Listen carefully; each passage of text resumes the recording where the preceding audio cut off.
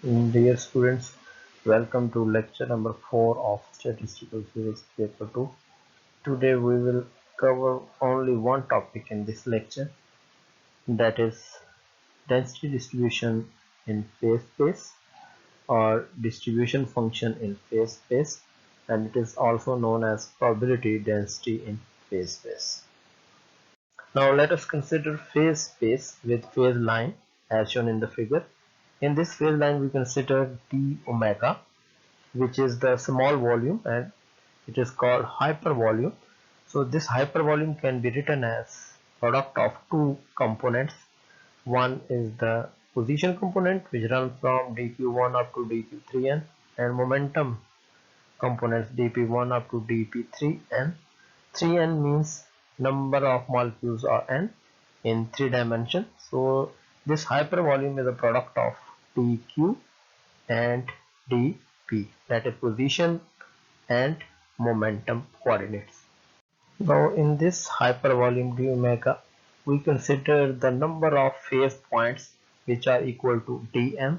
So we can write p as number of phase points per unit hypervolume, and this number of phase points per unit hypervolume is called density distribution or density distribution function or probability density. So as from this definition, mathematical form, we can define it: number of phase points per unit volume, that is volume in the form of hypervolume, is called density distribution or density of distribution function or probability of density. So this is our second equation, that is number of phase points per unit hypervolume. Now in this phase space we have 3n position coordinates and 3n momentum coordinates. We consider a volume element in which position q and momentum p both are changing, and it means that microstates are always going to be changed in this volume. Suppose this q changes, this q change means some particles q are entering into the volume, and if p changes, we suppose that these particles are leaving this volume. So all the time particles entering the volume, leaving the volume, and the volume is hyperspace volume d omega. Hence we can say that phase points enter or leave the hypervolume by changing the q, position coordinates, momentum coordinates, and all, that is the time coordinate. So keeping in mind that p, density distribution function, is changing with respect to position, momentum, or time, so we can write this density distribution function as function of these three coordinates.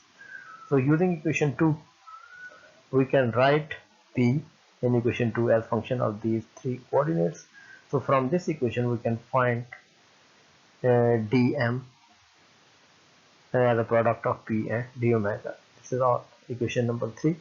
Now to find the total points in the phase line, these are the number of points in the hypervolume, and we can find the total number of points in the whole phase line by integrating this dm. So we take the integral of equation number 3 and we can write it as. So after integration we get the value of m. This m denotes the total number of points in the phase line. So ensemble average can be calculated by the formula R, which is function of q and p accordingly, as we have also write this formula for calculating the averages of ensemble. So equation 4 gives the ensemble average formula. So from this equation we have to find the value of p both in numerator and denominator. So to find this p, we write the total density, which is total p per unit number of points, total probability, total points per unit mass of the phase line. So from this equation we can find the value of p, which is product of m and density is function of these three coordinates. So using the value of P in the equation number 4, we'll find the next expression. So we get the formula for average ensemble in terms of density, row total density of the phase line, and it is also changing with respect to Q, P, and times. It is a function of Q, P, time. So we have to find this value of this row, and this row can be found uh, from equation 3, as we know that dm is the product of P and d omega. We divide this dm by total m, so P by m, and we know that P by m is equal to the row, so we can write it the d by m as equal to the row. So what is this row? This row is normalized probability density or normalized distribution function, and we can prove that if it is normalized, it must be equal to 1. So we show that integrating rho over the whole hypervolume, we can write rho as the ratio of P over M. So writing it in this form, and M is the constant, so we integrate this P on over the whole volume, hypervolume, and 1 over M, and this P d of omega hypervolume give us the total mass M. So after cancelling these two m's, we get 1. So this density in the hypervolume integrating over the whole space, we get equal to 1, which is called normalized probability density. So using the normalized distribution function normalized density, equation 5 can be reduced to this equation. Denominator will be equal to 1, so we get a product of R and the rho. In this, if this system is in equilibrium, we can write this dr by dt equal to 0 for equilibrium condition. So we get R as a function of this and P as a function of this.